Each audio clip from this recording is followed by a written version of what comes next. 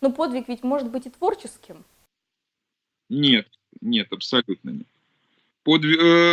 Творческим может быть только свершением. Ну вот говорят о том, что любовь требует жертв, красота требует жертв, и если вот послушать, то практически все требует жертв. Вот вы согласны с этим, или это может быть такой Красота не стереотип на наш требует взгляд? жертв. Красота либо есть, либо ее нет. Понимаете? Очень часто люди, не обладающие какими-то замечательными чертами, ну, такими как бы классическими, являются безумно красивыми, потому что они светятся изнутри. А есть очень, как сказать, классически симпатичные люди, но это такая пустота и бездарность, что никакой красотой это не может считаться. Но красота ведь и в искусстве, а искусство очень часто, как говорят, требует жертв. Вот вы не согласны с этим? Опять же, балет — это красивое искусство, которое требует огромного Оно не труда. требует жертв, оно требует просто погружения в это, если вы этим занимаетесь серьезно. Никаких жертв она не требует. Просто вы же идете на какие-то поступки, понимая, что вы делаете.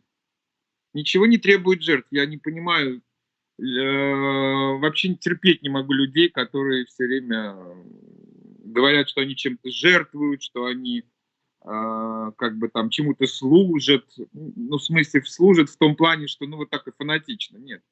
Другое дело, что если ты правильно делаешь и с душой, то, конечно, ты в это погружаешься. Но если сравнивать балет с другими видами искусства, ну, скажем, с литературой, то в балете преобладает сиюминутность момента все-таки. Ну, в любом театральном деле преобладает исключительная сиюминутность. Театральное дело самое эфемерное, как бы оно здесь и сейчас. Вот то, что мы с вами делаем, это тоже театр своеобразный. Вот вы говорили в одном из интервью о том, что долгое время на сцене Большого театра вы бежали к домику Жизели, после чего в какой-то момент вы осознали, что вы уже идете к этому домику.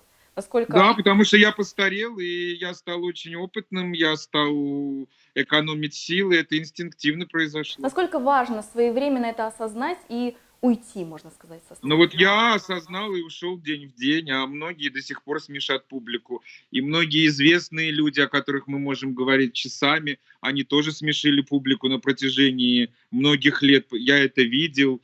Они думали, что так как они народные, международные, там и так далее, и не могли расстаться. А все это происходило из-за того, что они не хотели расставаться с зарплатой многие не хотели расставаться с аплодисментами. Это зависит от комплексов и от психологических настроек в голове, к сожалению.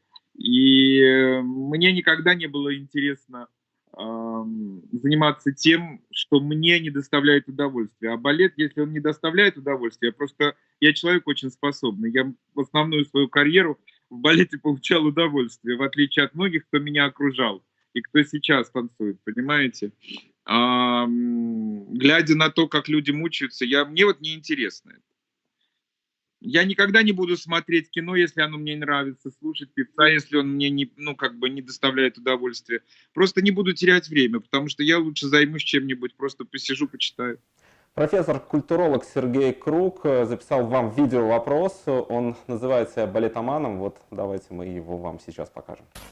Николай, вот вы в образе Германа выходите на сцену, просто стоите на ней, а зал уже замер в тревожном ожидании. Что ваше тело делает в этот момент для того, чтобы вызвать такую эмоциональную, психологическую реакцию в аудитории? Ведь и нейробиологи только недавно признали, что все тело передает эмоции, а не только мимика и жесты рукой, ну, классическая балетная пантомима. Но наука пока не знает, что именно в пластике тела отвечает за эмоциональную коммуникацию. Вы же, как педагог, наверное, сейчас объясняете своим студентам, что еще нужно делать для того, чтобы получился образ. Не только выстроить правильную геометрическую фигуру, а еще что-то в пластике тела. Как вы это видите, чувствуете и называете словами? Вы понимаете, в чем дело? Это то, что называется в первую очередь способностями, да, и дарованием. Да, многие люди называют это харизмой, талантом, чем угодно назовите, но этому научить нельзя. Другое дело, что у сцены есть свои законы, и, конечно, мы этому учим своих детей. А в балете не существует актерского мастерства, это абсолютно ерунда, потому что есть есть пластика, да, я много раз об этом говорил, и есть, ну, как бы наше актерское мастерство — это, так скажем, пантомима немого кино. Но дело в том, что если вы гармонично умеете это все преподнести, если вы гармонично этому научились, этим владеть, а пластику научить нельзя, это природа, только природа. Потому великими артистами становятся единицы в мире, а 1 из миллиардов застревает в истории, да. Это необучаемая вещь. Как бы вы можете своим ученикам передать все абсолютно, все секреты. Но если этого нет внутри, никогда ничего не будет. И я с этим сталкиваюсь. У меня есть примеры, когда я ну вот пытаюсь как бы объяснить все, но это действует ровно, ну как сказать, технологически действует, а ничего больше научить нельзя. Это все природа. Потому тех людей, которые становились номером 1, да, которых, ну, в принципе, вот в Советском Союзе отбирали по крупицам со всего Советского Союза для того, чтобы они работали в Большом театре. Только там были самые главные звезды, да, и почему о них пишут книги и так далее. Потому что это единицы в мире. Таких просто, чтобы человек стоял, на него смотрел зал и что-то испытывал, это, ну, это от природы дается. Понимаете, я с детства, еще когда был совсем маленький мальчик, я привлекал внимание. Даже если я ничего не делал, просто привлекал внимание какой-то своей необычностью. Я не был классический красавец, да и сейчас, как вы видите, я не Ален Делон. Просто другое дело, что вы из себя представляете, что у вас есть внутри. Конечно, с возрастом все ваши синяки, все ваши переживания, они так или иначе начинают работать на ваши сценические роли, на ваше воплощение.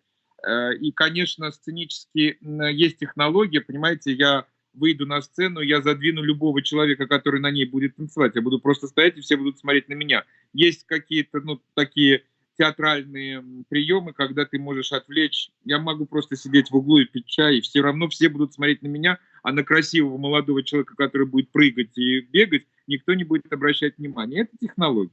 Это, ну, плюс еще дарование.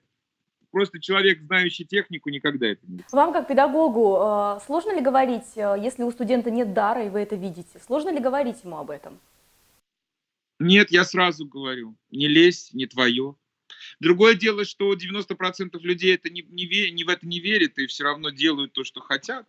Ну, как бы так им кажется, что они якобы талантливые. Но это бесполезно. То есть в данном случае упорства быть не должно? Да нет, должно оно быть, просто вы не станете, ну, так скажем, понимаете, вот есть в каждом, ну, сейчас я говорю в мировом масштабе, да, есть несколько имен, про которые пишут книги. А все остальные, ну, в лучшем случае, удостаиваются абзаца, а дальше это все, кого пишут либо через запятую, а потом и дыре. Вот и все. Но это вопрос амбиций каждого конкретного артиста, допустим, что он хочет стать суперзвездой, или ему достаточно выйти на сцену Большого театра, неважно в какой роли. Нет, ну есть такие люди, которые неважно, лишь бы пролезли, они очень уверены, что у них что-то получится, но никогда ничего не получится. Вы понимаете, этого никогда не выйдет. Это бывает. Я просто, когда пришел в театр, будучи молодым артистом, я был очень поражен, как вот там было много народа, которые, ну, как бы были очень взрослыми уже, там, как бы, которые не танцевали, которые были все народные СССР, ну, как бы на улице знали только 3 имени, а всех остальных не знали.